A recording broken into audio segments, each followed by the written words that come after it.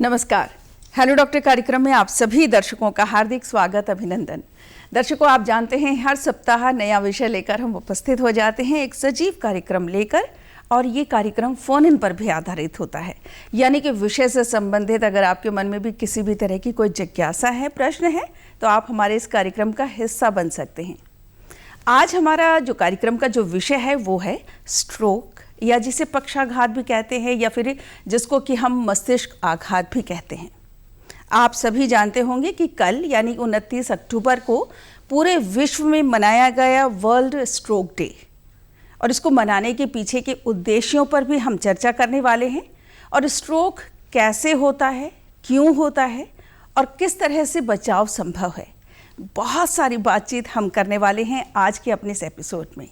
आपके मन में भी कोई जिज्ञासा है तो जल्दी से हमारे मोबाइल नंबर आप लिख लीजिए, जिन नंबरों के माध्यम से आपके प्रश्न हम तक पहुंचने वाले हैं। हमारे नंबर्स हैं 7579428028, दूसरा नंबर है 7579428047। विषय से संबंधित प्रश्न कीजिएगा और एक बार में अपना प्रश्न पूछ लीजिएगा। प्रश्न करने से पहले टीवी की आवाज़ को कम कर दीजिएगा।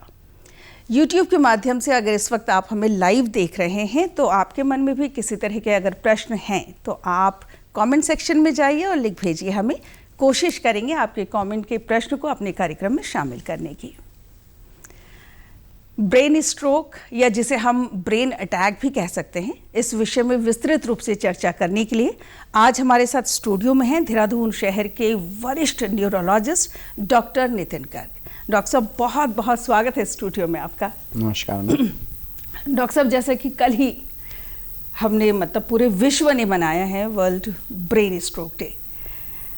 जब हम ये इस तरह के कोई दिवस मनाते हैं तो उसके पीछे कोई ना कोई उद्देश्य ज़रूर होता है, और ये विषय एक ऐसा विषय है जो बेहद गंभीर है। पहले के समय में ये कहा जाता था कि हाँ, जब 50-60 साल की उम्र के हम हो जाते हैं उसके बाद जाकर हाँ स्ट्रोक, इस तरह की समस्याएं आती हैं। लेकिन आज के टाइम की अगर हम बात करते हैं तो 40 साल बहुत ज़्यादा नहीं है। अगर मैं आपसे पूछूं, कल ही हमने ये दिवस मनाया, क्या स्थिति है अभी? देखिए, मैं इसको इसी से शुरू करूंगा कि क्यों हमने ये दिवस मनाया। इस दिवस को मनाने के पीछे कारण ये है कि हम जागरूकता पैदा करें। स्ट्रोक बहुत तेज़ी से बढ़ रहा है। आपने कहा कि भाई पहले स्ट्रोक बड़ी उम्र में देखा जाता था और अब ये जवान लोगों में भी देखा गया है। तो बहुत ज़रूरी है कि हम इसके लिए जागरूकता पैदा करें। हम सरकार को और लोगों को भी जागरूक करें कि इसके लिए पॉलिसीज़ बनाएं। इसी की अवेयरनेस के लिए हम स्ट्रोक डे मनाते हैं। कल स्ट्रोक डे जो मनाया गया, हर साल वर्ल्ड स्ट्रोक ऑर्गेनाइजेशन एक थीम देती है। तो कल जो थीम थी वो थीम थी together we are greater than stroke. तो मतलब अगर हम सब मिलें तो हम स्ट्रोक से बड़े हैं, हम स्ट्रोक को पीछे छोड़ सकते हैं। तो यही कारण है स्ट्रोक दिवस मनाने का। और जैसे आपने कहा कि भाई 40 की उम्र से कम, तो अभी अगर हम इंडिया की स्थिति लें या इंडिया जैसी कंट्रीज़ की स्थिति लें जो कि लो या मिडिल इनकम ग्रुप में आता है, तो हम देखेंगे कि स्ट्रोक का इंसिडेंस लगभग 100% से ज़्यादा बढ़ गया है पिछले 10 से 20 सालों में। अच्छा। और कहीं ना कहीं ये आंकड़े भी सुनने में आते हैं कि प्रति 6 से 10 सेकंड के बीच में एक नया पेशेंट जुड़ जाता है। बिल्कुल, मतलब वर्ल्ड वाइड स्ट्रोक का इंसिडेंस लगभग 2 मिलियन ईयरली है। लगभग ये कहें तो हर 40 सेकंड में एक पेशेंट कहीं ना कहीं किसी देश में किसी जगह पर स्ट्रोक, पक्षाघात या लकवा से ग्रसित हो रहा है। तो ये एक बहुत ही रैम्पेंट या तेज़ी से बढ़ने वाली बीमारी है, एक डिजीज़ है जो कि ना सिर्फ डिजीज़ के फॉर्म में बल्कि लॉन्ग टर्म डिसेबिलिटी या अपना आघात छोड़ जाती है। बिल्कुल बिल्कुल, इसीलिए इसके नाम में कहीं ना कहीं आघात जुड़ा हुआ है। बिल्कुल।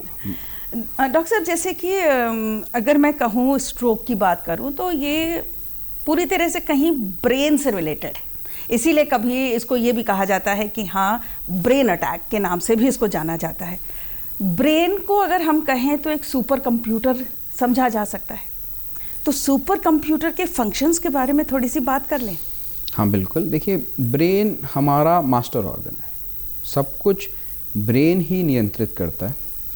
आप बात कर रहे हैं, आप सोच रहे हैं, आपका दिल धड़क रहा है, आप कोई चीज़ सोचकर कर रहे हैं, तो ये सब ब्रेन का ही काम है। बिल्कुल, अगर आप चल रहे हैं, हाथ हिला रहे हैं, ये सारी चीज़ें भी सब तभी तो जैसे हम अदरवाइज देखते हैं हायरार्की, तो हायरार्की में क्या है भाई, टॉप टू बॉटम या बॉटम टू टॉप। तो हम क्या देख रहे हैं कि भगवान ने ब्रेन को सबसे ऊपर रखा, मस्तिष्क को सबसे ऊपर रखा, क्योंकि उसे ही हर चीज़ को गवर्न करना है। तो कहीं ना कहीं उसका आघात अगर है तो वो कहीं ना कहीं पूरी बॉडी पे अपना इफेक्ट दिखाएगा। बिल्कुल, अगर हम चल रहे हैं, बोल रहे हैं, इवन हम देख रहे हैं, ये सारी चीज़ें कंट्रोल ब्रेन करता है। सुपर कंप्यूटर हो गया एक तरीके से हमारा ब्रेन। हाँ। और ब्रेन की वजह से ही हम लाइव हैं, चल रहे हैं। तो डॉक्टर साहब, जैसे कि अगर हम ये कहें कि अगर हमारे सुपर कंप्यूटर में किसी तरह की दिक्कत आ रही है, इमरजेंसी कॉल्स क्या होगी? बिल्कुल, देखिए इमरजेंसी कॉल्स को एक एक्रोनिम के फॉर्म में बताया गया है, जिससे लोग उसे याद रख सकें और उसमें एक मैसेज भी छुपा है। तो एक्रोनिम क्या है? B fast. बी का मतलब बैलेंस की प्रॉब्लम, किसी को एकाएक चलते चलते लगा कि भाई मैं अपना बैलेंस क्यों नहीं बना पा रहा हूँ, मैं क्यों गिर रहा हूँ। ई फॉर आई मतलब विजन प्रॉब्लम, एकाएक उसे लगे कि मेरे को दिखने में डबल दिख रहा है या मेरे को दिखने में दिक्कत हो रही है, अंधापन आ गया है, अचानक से चेंज होना। देखिए स्ट्रोक मैं अभी और बताऊंगा, पहले इसको कंप्लीट कर लेता हूँ। एफ फॉर फेस मतलब facial weakness, A for arm मतलब फेशियल, जो आपने कहा कि उसमें वीकनेस, यानी कि कई बार ऐसा होता है कि फेस टेढ़ा हो जाना, हाँ। या कोई पार्ट मूव करने में दिक्कत आना, हाँ। यही बताना चाह रहे हैं। वीकनेस का मतलब हो गया जैसे कि एकाएक चेहरा टेढ़ा पड़ जाए, ठीक है, या उसको मूव करने में दिक्कत हो।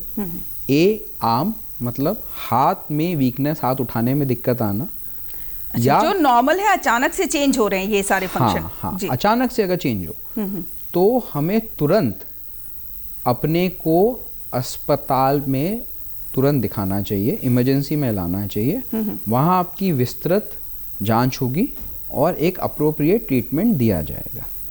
अब स्ट्रोक के बारे में देखिए, स्ट्रोक मतलब एकाएक एक area of the brain affect हो गया, एक ब्रेन का एक हिस्सा काम नहीं कर पा रहा है। क्यों? क्योंकि वहाँ की ब्लड सप्लाई इफेक्ट हुई है। ठीक है, चाहे वो पहुँच नहीं पा रही है किसी रीज़न से, चाहे क्लॉट हो गया है, चाहे वहाँ ब्लीडिंग हो गई, ठीक है, तो उसको हम स्ट्रोक कहते हैं। तो वो इमीडिएट एक्यूट सडन प्रोसेस है, मतलब आप और मैं बात कर रहे हैं और एकाएक किसी को कोई दिक्कत है, तो वो स्ट्रोक को इंडिकेट कर सकता है। उसमें आपको तुरंत देरी नहीं करनी। आपको अगर इनमें से कोई भी सिम्टम है, बी फास्ट, मैं दोबारा इस चैनल के माध्यम से बताना चाहूँगा, बी फास्ट। अगर आपको बैलेंस में प्रॉब्लम आए, एकाएक दिखने में दिक्कत आए, अचानक से आप लड़खड़ा जाते हैं, या आपको फेस में वीकनेस आए, चेहरा हिलाने में दिक्कत है, चेहरे पे टेढ़ापन है, हाथ में कमजोरी आए, बोलने में लड़खड़ाहट आए, एस फॉर स्पीच, तो तुरंत आपको डॉक्टरी सलाह और अस्पताल। टाइम, हाँ, time, it is now time to call for ambulance and reach to the hospital urgently. बिल्कुल। तो यानी कि बी फास्ट का जो फॉर्मूला है ये हमेशा हमें याद रखना होगा। बिल्कुल, हमें याद रखना है, क्योंकि इसमें उसके साइंस भी छुपे हैं और वो आपको एक मैसेज भी दे रहा है कि बिल्कुल देर मत करो, तुरंत अस्पताल पहुंचो। अच्छा, अभी आपने बताया कि जो हेमरेज, या तो हेमरेज हो या क्लॉटिंग हुई हो, तो क्या दोनों में सिम्टम्स सेम होते हैं? सिम्टम्स बहुत हद तक सेम हो सकते हैं। अच्छा, डिपेंड ये करेगा, कुछ सिम्टम्स डिफरेंट भी होंगे। देखिए स्ट्रोक में डिपेंड ये करता है कि कहाँ, कौन सा पार्ट ऑफ ब्रेन काम नहीं कर पा रहा है। अच्छा, अब जनरली जो ब्लीडिंग होती है अगर हाई बीपी के वजह से हो या किसी और कारण के वजह से हो तो जनरली एक बहुत बड़ी ब्लीडिंग होती है। तो जनरली हेमरेजिक स्ट्रोक ज़्यादा सिम्टोमेटिक या ज़्यादा परेशानी के साथ आते हैं। अच्छा। इस्चीमिक स्ट्रोक्स या जहाँ पे क्लॉटिंग हुई हो या ब्लड सप्लाई नहीं पहुँच पा रही है, उसमें छोटे या बड़े स्ट्रोक्स होते हैं, उसके हिसाब से हमारा पेशेंट प्रेजेंट करते हैं। ओके डॉक्टर साहब, ये कहा जाता है कि हमारे देश में 70% क्लॉटिंग की वजह से स्ट्रोक आते हैं और 30% जो है हेमरेजिक होते हैं। इसके पीछे कोई विशेष कारण? देखिए, वर्ल्ड वाइड भी यही है कि इस्चीमिक स्ट्रोक्स ज़्यादा कॉमन है as compare to haemorrhagic strokes. इनके अपने कारण इस्चीमिक स्ट्रोक्स मतलब उस हिस्से तक ब्लड का ना पहुंच पाना, क्योंकि जो ब्लड वेसल या आर्टरी ले जा रही है वहाँ पे क्लॉट बन जाए, तो उसके कारण ज़्यादा हैं as compare to haemorrhagic stroke, और इसीलिए ischaemic strokes are more common. अगर मैं कारणों पे चली जाती हूँ कि कौन कौन से ऐसे प्रोन रीज़न हैं स्ट्रोक के लिए? देखिए, मुख्यतः जो क्लासिकल हम रीजंस बोलते हैं स्ट्रोक के लिए वो है डायबिटीज़, हाइपरटेंशन, कोलेस्ट्रॉल का बढ़ना, हमारी पुअर लाइफस्टाइल जिसमें smoking, lack of exercise, stress और खान पान, ये कुछ मुख्यतः कारण हैं। जी, ये सारे रीज़न तो आपने बताए, लेकिन इसमें एक रीज़न एक बताइए, स्ट्रेस। क्या स्ट्रेस इतना बड़ा कारण हो सकता है कि किसी को स्ट्रोक आ जाए? देखिए, स्ट्रेस अपने आप में और चीज़ों को भी इनवाइट करता है। स्ट्रेस से अपने आप में बॉडी से कुछ ऐसे हार्मोन्स निकलते हैं या कुछ ऐसे पदार्थ निकलते हैं जो आपके बीपी को वेरी करेंगे। स्ट्रेस के वजह से आपकी नींद डिस्टर्ब हो सकती है, वो आपकी बॉडी को कहीं ना कहीं अफेक्ट करेगी। स्ट्रेस की वजह से आपकी शुगर्स डीरेंज हो सकती हैं। हो सकता है आप इतने स्ट्रेस में हो कि जिन बीमारियों से आप ग्रसित हैं आप अपने डॉक्टर को नहीं मिल रहे हो। फिर स्ट्रेस में लोग धूम्रपान का अलग ज़्यादा सेवन करने लगते हैं या अपने को शराब की तरफ ले जाते हैं। डॉक्टर साहब, इन कारणों पे चर्चा जारी रखेंगे। हम एक कॉलर जुड़ चुके, कॉल लेते हैं। हेलो। हाँ मैडम, मैं भोपाल से डॉक्टर प्रदीप साहू बोल रहा हूँ। जी नमस्कार सर। हाँ नमस्कार। मैं डॉक्टर साहब से ये पूछना चाहता हूँ कि ऐसा एक्सपर्ट्स की राय है कि जो हार्ट अटैक में ब्रेन स्ट्रोक है, इसके बहुत सारे फीचर्स जो है वो कॉमन होते हैं। वो कॉमन फीचर्स क्या हैं? और कुछ फीचर्स जो है वो अनकॉमन होते हैं दोनों में। वो अनकॉमन फीचर्स क्या हैं? Heart attack and brain attack की बात कर रहे हैं आप? Heart attack and brain attack, so called brain stroke भी बोलते हैं। जी। पैरालिटिक आज आपका टॉपिक है। जी। कॉमन फीचर्स क्या है और अनकॉमन फीचर्स क्या हैं? जी सर, देखिए, फीचर्स तो अलग अलग ही होंगे। हार्ट अटैक में जनरली पेशेंट को छाती में दर्द होगा, उनको सांस लेने में दिक्कत होगी, और ब्रेन स्ट्रोक में फीचर्स की अगर हम बात करें तो फीचर्स में जैसे मैंने बताया कि उनको एक तरफ कमज़ोरी आ सकती है, सुन्नपना आ सकता है, देखने में दिक्कत आ सकती है, सीवियर हेडेक हो सकता है, बैलेंस। तो अगर फीचर्स बोले तो ये हैं, लेकिन कारण ज़्यादातर अगर हम क्लासिकल रिस्क फैक्टर्स की बात करें तो सेम रहता है, जैसे diabetes, hypertension, cholesterol, poor lifestyle, ये सब चीज़ें। जिन लोगों में हार्ट डिजीज़ होती है उन लोगों में ब्रेन स्ट्रोक ज़्यादा हो सकता है, या जिन लोगों में ब्रेन स्ट्रोक हुआ है उन लोगों में हार्ट डिजीज़ की संभावनाएं भी ज़्यादा होती।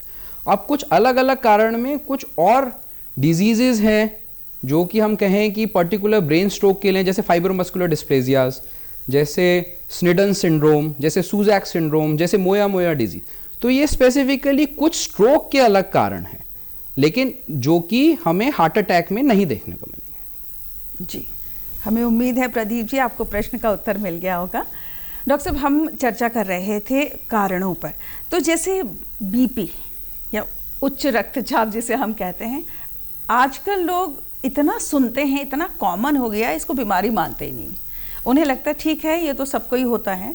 तो कितना इसको सीरियसली लेने की ज़रूरत है? इसको बहुत सीरियसली लेने की ज़रूरत है, क्योंकि बीपी एक ऐसा कारण है जो हेमरेजिक या ब्लीडिंग और इस्चीमिक या क्लॉटिंग दोनों करा सकता है। ठीक है। तो हमें हाई बीपी के साथ दोनों टाइप के स्ट्रोक्स मिल सकते हैं, हेमरेजिक एंड इस्चीमिक। ओके। बीपी को दूसरी हम ये भी कहते हैं it is a silent killer, क्योंकि आपको इसके सिम्टम्स नहीं आएंगे, आपको पता ही नहीं कि आपके अंदर हाई बीपी की प्रॉब्लम चल रही है। ठीक है। और धीरे धीरे वो आपके शरीर में ऑर्गन्स को डैमेज कर रहा है, ब्लड वेसल्स को डैमेज कर रहा है, आंखों को डैमेज कर रहा है, किडनीज को डैमेज कर रहा है, और अल्टीमेटली ये स्ट्रोक के फॉर्म में, किडनी डैमेज के फॉर्म में, हार्ट डिजीज़ के फॉर्म में या कई और बीमारियों के फॉर्म में दिख सकता है। तो बीपी को बहुत ही सीरियसली लेना है। बिल्कुल।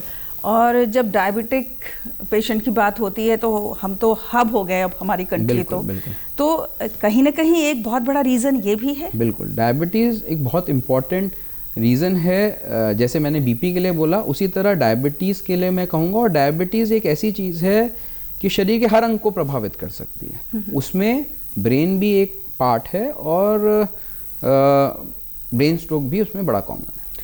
अच्छा, किसी को अगर स्ट्रोक आता है तो ज़्यादातर लोग समझते हैं कि हाँ, वन साइड उसका जो है हाथ पैर चलना बंद हो जाता है या फेस का मूवमेंट चेंज हो जाता है। ये अचानक यकायक होता है या ये सिम्टम्स होते रहते हैं, लोग उसको अनदेखा कर देते हैं? बहुत अच्छा क्वेश्चन आपने पूछा है संध्या जी। इसमें ऐसा मैं ये कहना चाहूँगा कि देखिए, कई बार अचानक वन साइड का हमें समझना पड़ेगा। देखिए, ब्रेन का एक हिस्सा बॉडी के एक हिस्से को कंट्रोल करता है। बिल्कुल। और स्ट्रोक का मतलब किसी एक particular part of the brain में ब्लड सप्लाई अफेक्ट हुई है और उस वजह से पेशेंट को सिम्टम्स आए हैं।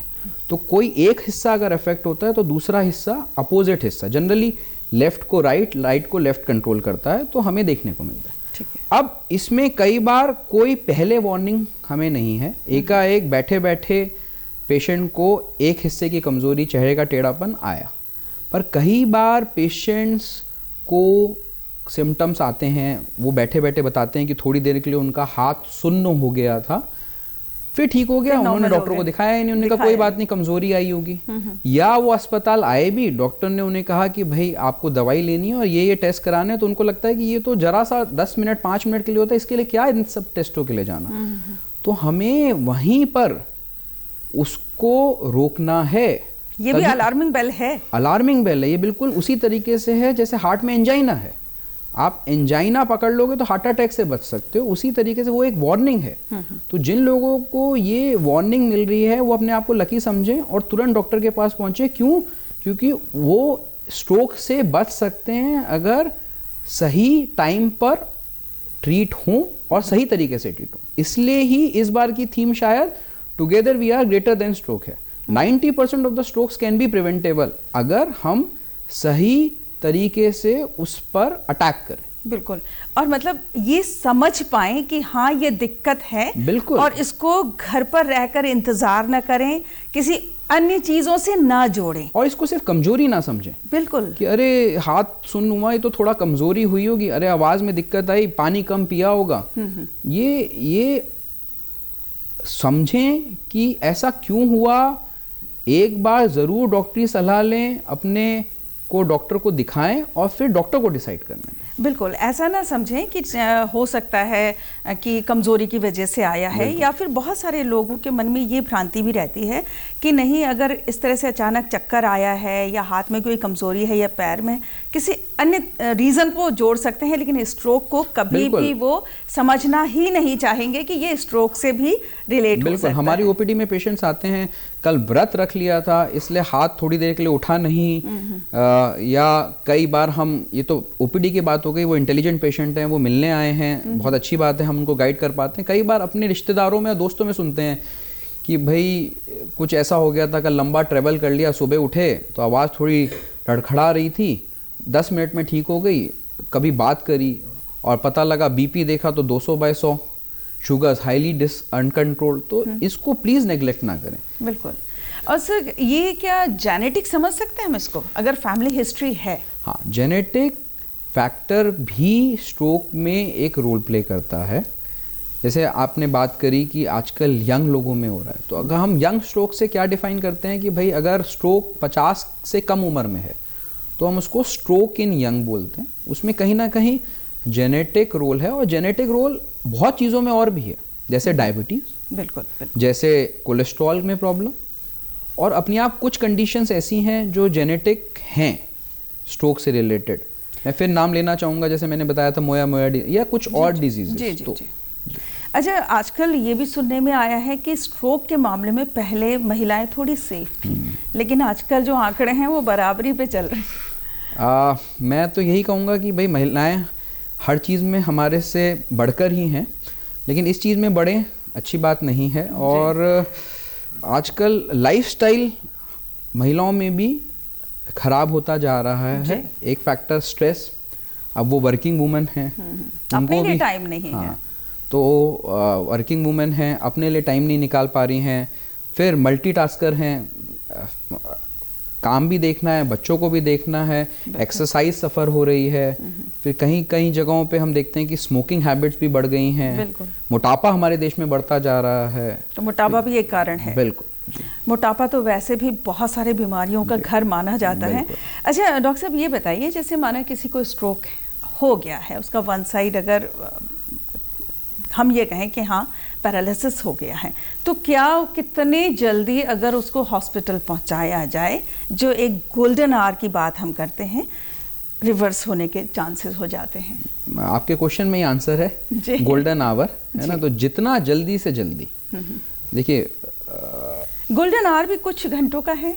हाँ, मतलब देखिए हम इसको कहेंगे कि हम कहा गया है कि भाई 3 या 4.5 घंटे, पर हम प्रेफरेबली 3 घंटे बोलेंगे कि जैसे ही सिम्टम आए तुरंत अपने अस्पताल के पास जाएं जहां पर एटलीस्ट सीटी स्कैन की फैसिलिटी हो। बिल्कुल, हम दर्शकों आपको यहाँ पर ये ज़रूर बता दें, जो बार बार हम बात कर रहे हैं सिम्टम्स की, तो डॉक्टर साहब ने बार बार 2 बार आपको ये बताया है कि बी फास्ट। बस इस चीज़ का ध्यान रखिए, अगर इस तरह के सिम्टम्स आपको दिखाई देते हैं तो फिर देर मत कीजिए। ये जो गोल्डन आवर की बात हो रही है, उसी गोल्डन आवर की बात हो रही है जो 3 घंटे का गोल्डन टाइम होता है जिसमें कि ट्रीटमेंट किया जा सकता है। डॉक्टर साहब चर्चा जारी रखेंगे, कॉलर जुड़ चुके हैं। हेलो, नमस्कार मैडम जी। जी नमस्कार सर, नाम बता दीजिए अपना। मेरा नाम है दिलबर सिंह रावत। जी सर, पूछिए क्या जानना चाह रहे हैं आप? मेरे को प्रॉब्लम है ये दिलबर सिंह रावत। सर टीवी की आवाज को कम कर दीजिए। अच्छा कर।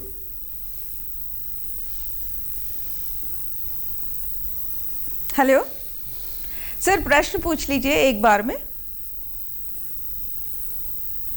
लगता है डिस्कनेक्ट हो गया है। आप फिर से ट्राई कीजिएगा, हम आपकी कॉल को फिर से अपने कार्यक्रम में ज़रूर शामिल करेंगे। जी सर, हम बात कर रहे थे गोल्डन आवर की। तो पहले 3 घंटे बहुत इंपॉर्टेंट है जी। हमें ये नहीं सोचना कि हमारे पास 3 घंटे हैं, पहले तो ये इंपॉर्टेंट है। जितना जल्दी हो सके उतना जल्दी हमें अस्पताल पहुंचना है। हमें ये देखना है कि स्ट्रोक रेडी सेंटर कौन सा है। अच्छा। वहाँ पहुँच के हमें सीटी स्कैन कराना है, जिससे हम रूल आउट कर सके कि हम किस टाइप के स्ट्रोक है कि नहीं है और किस टाइप के स्ट्रोक। पहले तो लोगों को ये पता नहीं होता है कि कहाँ ले जाना है। हाँ बिल्कुल, देखिए क्या है कि जब हम गोल्डन आवर की बात करते हैं तो हमारे पास कुछ ट्रीटमेंट ऑप्शंस हैं जिसको हम यूज कर सकते हैं, पर्टिकुलरली इस्चीमिक स्ट्रोक में या जिस स्ट्रोक में जिसमें क्लॉटिंग हुई हो। सर एक कॉलर और है, कॉल ले लेते हैं। हेलो। हेलो जी, टीवी की आवाज को कम करके प्रश्न पूछ लीजिए। हाँ, मेरा ये दोनों पाँव में ये वो नमनेस हो रहा है, नमनेस। अच्छा, दोनों पाँव में नमनेस हो रहा है जी। सुनपना। जी जी, समझ गए हम। और स्पाइनल प्रॉब्लम है, डिस्क मतलब जी, आप अपनी उम्र भी बता दीजिए और कब से ये दिक्कत है ये भी बताइए। ये तो कुछ दिन पहले से पहले नहीं था इतना, लेकिन वो ये तो स्पाइनल तो काफी पहले से प्रॉब्लम है स्पाइनल। अच्छा, स्पाइन की पहले से प्रॉब्लम है, पैरों में अभी नमनेस आ रही है। हाँ सर आप कुछ पूछना चाहिए। स्पाइनल तो करीब 2012 से शुरू था ये। रावत साहब नमस्कार। पहले तो मैं आपसे ये पूछना नमस्कार, मैं आपसे ये पूछना चाहूँगा कि जो आपको पैरों में नमनेस है वो धीरे धीरे आके धीरे धीरे करके बढ़ रही है? धीरे धीरे तो नहीं शायद, धीरे धीरे मतलब बहुत अजीब टाइप का हो रहा है दोनों पाँव में। पैरों में सुन्न हो रहा है, ये खड़े रहने पे या चलने पे ज्यादा सुन्न होता है? चलने में तो नहीं होता, लेकिन जैसे अभी लेट रखे तो ज्यादा सुनपना हो रहा है। अच्छा, आपको शुगर की दिक्कत है? शुगर की तो नहीं है सर। और कोई और बीमारी जैसे किडनी की प्रॉब्लम या? मैं किडनी की तो नहीं सर, पर हार्ट का है, मतलब ये उस आर्टरी ब्लॉकेज थी, मैंने मैक्स हॉस्पिटल में उसका ऑपरेशन स्टेंट लाए सर। हाँ, तो देखिए उसमें वही इसमें जैसे आपने बताया आर्टरी की ब्लॉकेज है, और जो आपको सुन पाना है ये मैं नसों की प्रॉब्लम बोलूँगा, मैं अभी स्ट्रोक की बात नहीं बोलूँगा इसमें। स्लिप डिस्क भी सर L4 L5 L1 है।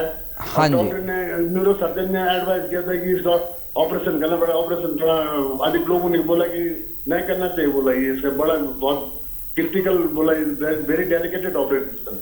न्यूरोलॉजिस्ट के पास जाएं, न्यूरो सर्जन के पास जाएं और एक बार उनसे और ओपिनियन लें कि इसमें सर्जरी की आवश्यकता है या ये दवाइयों से ही ठीक हो जाएगा।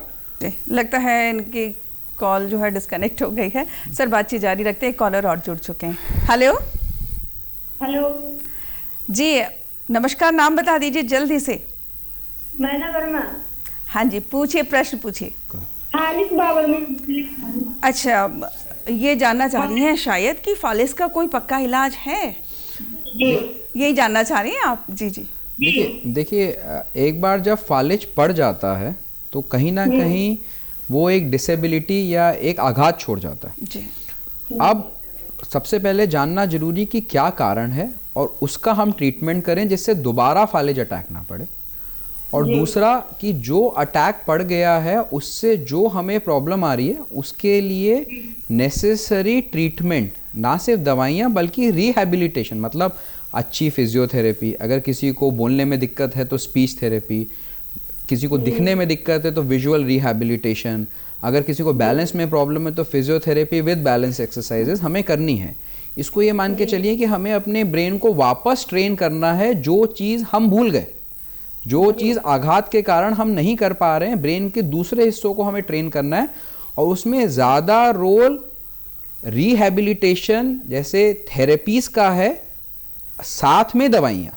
हम सोचते हैं कि सिर्फ हम दवाइयाँ लें और हम ठीक हो जाएंगे, ऐसा पूरी तरह सच नहीं है। बिल्कुल, एक्सरसाइज भी अपनी जगह जरूरी रिहैबिलिटेशन, है। टारगेटेड थेरेपीज, अगर हमारा हाथ नहीं चल रहा है, और इसमें रोल ऑक्यूपेशनल थेरेपी का भी है कि मतलब हमने हाथ को ठीक किया, हमारा टारगेट है हम ज्यादा से ज्यादा बेहतर कर पाए, पर हो सकता है पूरी तरह ना बेहतर हो। तो कैसे हम पेशेंट को इंडिपेंडेंस दें उसके डे टू डे एक्टिविटीज में। सर एक कॉलर और जुड़ के कॉल लेते हैं। हेलो हेलो हेलो, नमस्कार, जल्दी से प्रश्न पूछ लीजिए, नाम बताइए पहले। अभी डॉक्टर साहब के हॉल। जी प्रश्न पूछिए, टीवी की आवाज का। नमस्कार सर। टीवी की आवाज। मैं डायबिटीज वाला पेशेंट हूँ। हाँ, मैं डायबिटीज का पेशेंट हूँ। जी जी, मुझे जो है, हेलो हेलो, हाँ जी सर, प्रश्न पूछ लीजिए पूरा एक बार में। आप डायबिटिक पेशेंट हैं, आगे बताइए। डायबिटीज पेशेंट है, मुझे जो है यूरिन बार यूरिन में ऐसा हो रहा है, अगर मैं तुरंत बाथरूम में न पहुंचूं तो मेरी यूरिन अपना आप पीने लग जाती है। अच्छा, डायबिटिक के पेशेंट है, सब्जेक्ट हमारा नहीं है, फिर भी सर बता दीजिए। देखिए इसको जो आप कह रहे हैं इसको यूरिन, जी जी सुन लीजिए आप प्रश्न का उत्तर। इसको हम यूरिनरी अर्जेंसी कहते हैं और अर्ज इनकॉन्टिनेंस कहते हैं डॉक्टरी भाषा में। मतलब अगर आप ना तुरंत जाएं, जैसे ही आपको प्रेशर लगे तो यूरिन निकलने की दिक्कत रहेगी। तो डायबिटीज़ में नसों की इन्वॉल्वमेंट के वजह से ये दिक्कत आ सकती है। साथ ही हमें देखना है कि कहीं हमारे यूरिन में इन्फेक्शन तो नहीं है, क्योंकि डायबिटिक पेशेंट में इन्फेक्शंस भी कॉमन है। आप तुरंत यूरोलॉजिस्ट से मिलें और इसका ट्रीटमेंट स्टार्ट करें। आप पूरी तरह या बहुत हद तक इस प्रॉब्लम से निजात पा सकते हैं। सर चलते चलते समय सीमा में बंधे हुए हैं, तो चलते चलते क्या सलाह है आपके पास? मतलब जो जिनके पास जैसे सिम्टम्स हमने बताए हैं, क्या सलाह है? देखिए सलाह तो मेरी यही है, सबसे पहले तो सलाह ये है कि स्ट्रोक, पक्षाघात, लकवा एक गंभीर बीमारी है, बढ़ती हुई बीमारी है, और ये एक leading cause of disability, number 1 cause of disability. ये कुछ ना कुछ आघात छोड़ के जाती है, तो इसको बिल्कुल नेग्लेक्ट ना करें। जो भी साइन सिम्टम चाहे थोड़ी देर के लिए आपको मिलते हैं, आप तुरंत डॉक्टर को मिलें। बिल्कुल, लापरवाही बिल्कुल ना करें और जितने जल्दी हो सकता है डॉक्टर से जाकर मिलें। डॉक्टर साहब, आप स्टूडियो में आए, समय सीमा में बंधे हैं, इसलिए चर्चा को यहीं पर विराम देना होगा। स्टूडियो में आने के लिए आपका बहुत बहुत धन्यवाद। नमस्कार। दर्शकों, हमें उम्मीद है स्ट्रोक विषय पर आज हमने जितनी भी बातचीत की है, ये बातचीत आपको ज़रूर पसंद आई होगी। फीडबैक अगर आप हमें देना चाहें तो दूरदर्शन केंद्र देहरादून उत्तराखंड के पते पर लिखकर भेज सकते हैं। अगले अंक में एक नए विषय के साथ हम फिर से उपस्थित होंगे। तब तक के लिए हेलो डॉक्टर की समस्त टीम को दीजिए इजाज़त। नमस्कार।